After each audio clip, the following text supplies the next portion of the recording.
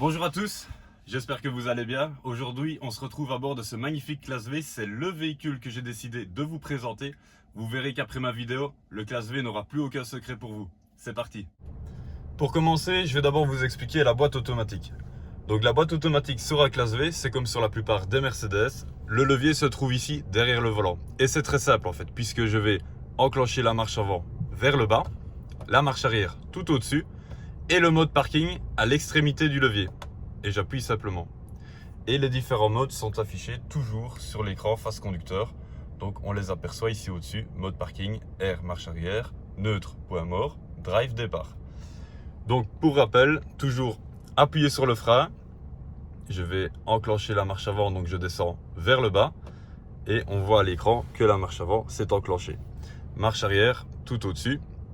Et le mode parking juste ici à l'extrémité. Par rapport au frein à main, il va s'enlever en fait et se mettre tout seul. Donc il va s'enlever dès que je vais mettre ma ceinture et enclencher le mode drive.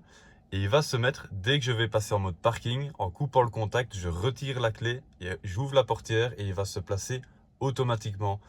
Évidemment, par question de sécurité, le bouton se trouve toujours ici en dessous, à gauche du volant, côté conducteur. Le bouton est ici, je tire pour l'enlever et je pousse pour le mettre, tout simplement. Par rapport aux commandes qu'on va retrouver donc sur le volant, vous avez la partie de droite ici avec le volume, plus et moins, décrocher, raccrocher et la commande vocale. Et partie gauche, vous avez plutôt tout ce qui va vous permettre de naviguer dans l'écran face conducteur. Donc c'est l'écran qui se trouve juste ici. Donc on a bouton menu pour revenir dans le menu, les flèches directionnelles, je monte ou je descends, le bouton OK pour confirmer et la flèche de retour pour revenir en arrière. Donc ici, j'aperçois mon menu. Vous avez tout ce qui est information sur la consommation, la navigation, radio, médias, tout ce qui est téléphone. Vous allez bien sûr retrouver le service de maintenance avec l'échéance de l'entretien, le niveau d'AD Blue, les messages d'alerte. Et tout ça vous permet d'avoir plus d'informations par rapport à l'écran principal. Donc pour revenir en arrière, j'appuie sur le bouton flèche de retour. Et donc ici, je vais mettre un petit peu ce que je veux. Donc par exemple, les informations de trajet. Voilà, l'autonomie ou les informations depuis la remise à zéro. Voilà, tout simplement. Pour tout ce qui est commande, clignoteur, essuie-glace, alors les essuie-glaces ne se trouvent pas à droite, comme dans la plupart des voitures, puisque ici, chez nous, ça laisse place à la boîte automatique. Et donc, ils sont plutôt côté gauche. Les clignoteurs, ça ne change pas. Les appels de phare non plus. Et les essuie-glaces, je vais simplement tourner le levier vers le haut une fois. Et là, ils sont déjà en automatique. Et puis, j'ai différentes positions pour les passer en mode manuel. Et alors, où aussi, on a une deuxième automatique pour qu'ils aillent beaucoup plus rapidement. Toujours pour le conducteur, on a le cruise control qui se trouve derrière le volant. C'est le petit levier que vous voyez ici. Pour l'enclencher, c'est on tire vers le haut. On tire vers soi, pardon. Pour augmenter la vitesse, je vais augmenter comme ceci, par 1 ou 10 km/h.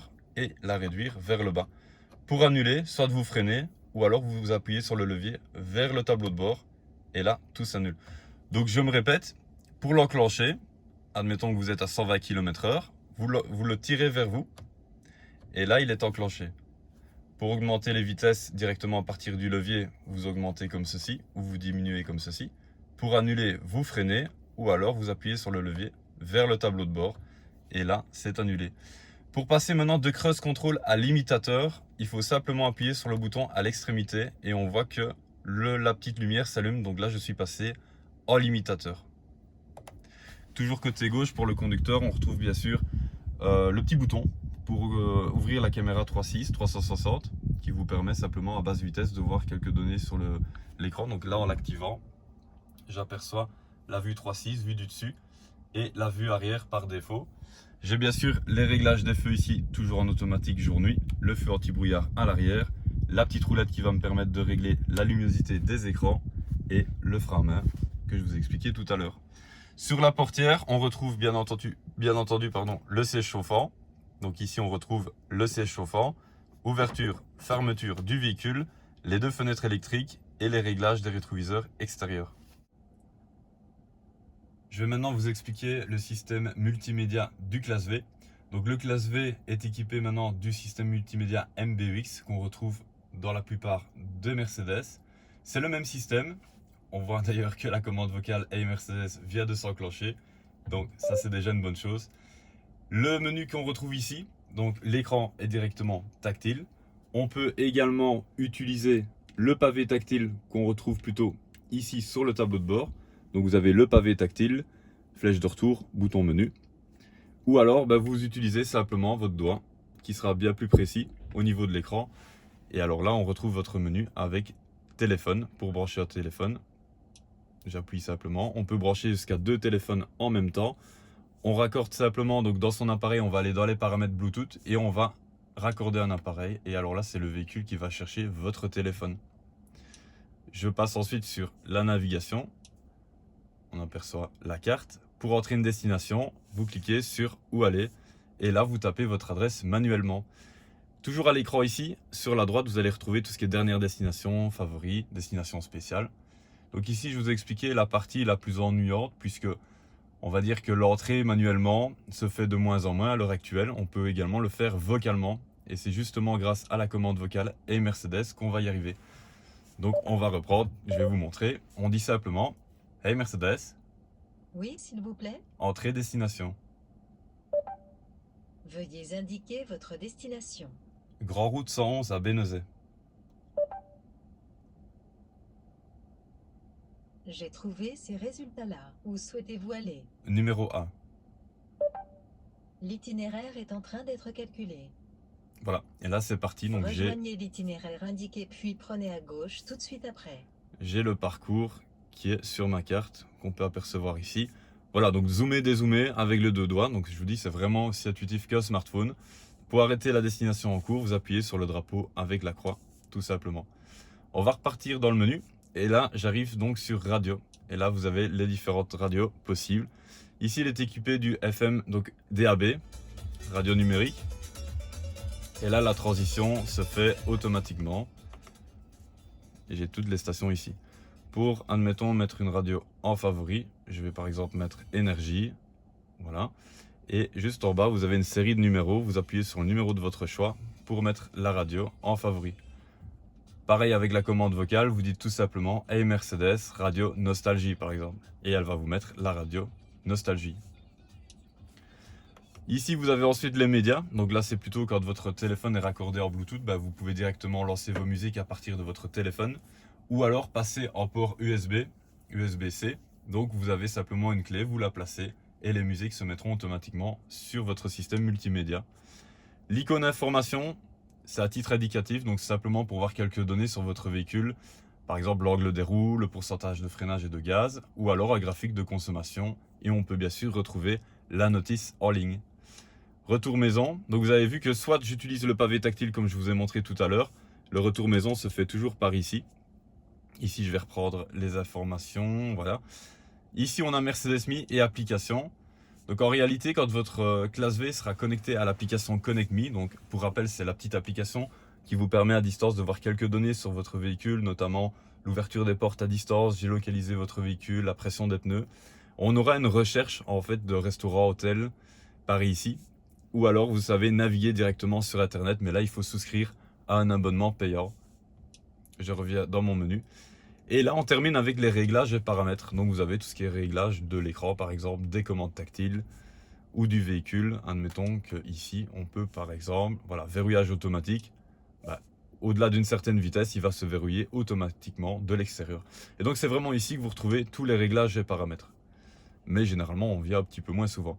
Donc, voilà un petit peu pour votre menu. Ça, c'est les icônes. En appuyant continu, on peut bien sûr les changer de place. Et alors, en dessous de chaque icône, on retrouve deux petits icônes. C'est simplement un raccourci. Donc, par exemple, dans GPS, navigation, on retrouve le retour maison ou pour entrer une destination directement. Et là, je tape ma destination ou mon code postal.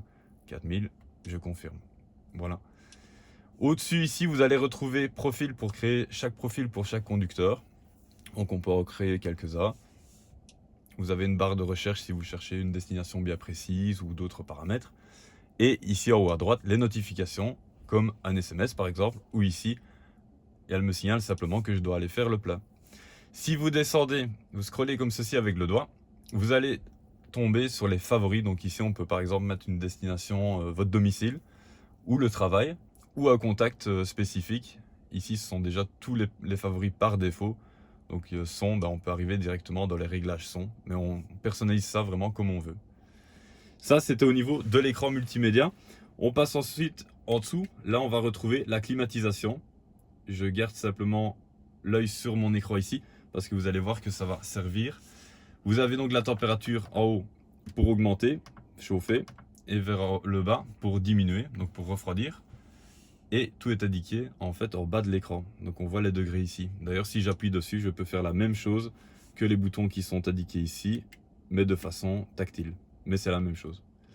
Donc pour la clim, c'est très simple. La température côté conducteur, les différents modes de soufflerie sont ici. La vitesse de ventilation, le mode automatique, dégivrage avant, arrière. Le menu, c'est celui que je viens de vous montrer simplement à l'écran ici. Synchronisation des deux températures, donc quand ce bouton-ci est activé, quand vous allez augmenter à gauche, il va adapter automatiquement ici à droite, comme c'est une bizone. Recyclage de l'air, air conditionné et bien sûr la température côté passager. Toujours au niveau du tableau de bord ici, je retrouve une série de boutons. Donc je retrouve le bouton téléphone. Et en réalité, ces boutons-ci sont un raccourci par rapport à votre menu de l'écran. Donc je vous disais tout à l'heure, soit il y a plusieurs possibilités, soit vous utilisez l'écran qui est ici, voilà, ou alors vous savez switcher directement d'un à l'autre à partir des boutons qui sont là. Téléphone, navigation map, radio média. Celui-ci correspond aux paramètres du véhicule comme je vous ai montré tout à l'heure. Donc on arrive directement dans les paramètres et réglages du système multimédia. Ça correspond en réalité à l'icône réglage. On a ensuite ici l'étoile qui correspond aux favoris que je vous ai montré et les 4 feux clignotants. Voilà. Une chose importante aussi à savoir, c'est qu'à côté du pavé tactile qui vous permet de naviguer dans l'écran, vous avez le bouton Dynamic Select qui vous permet de choisir différents modes de conduite. Donc ça va vers le haut ou vers le bas. Je vais reswitcher ici sur l'écran comme ça, vous verrez à quoi ça correspond. Voilà. Ici, on a d'abord confort, manuel pour passer aux palettes au volant par rapport à la boîte automatique. Et on a bien sûr le mode sport que voici. Donc ça, c'est le bouton Dynamic Select. C'est le petit bouton qui est juste à côté de votre pavé tactile. Le bouton suivant, c'est simplement pour couper les bips avant-arrière, le start-stop, couper l'écran et le son. Et vous avez le volume qui est ici.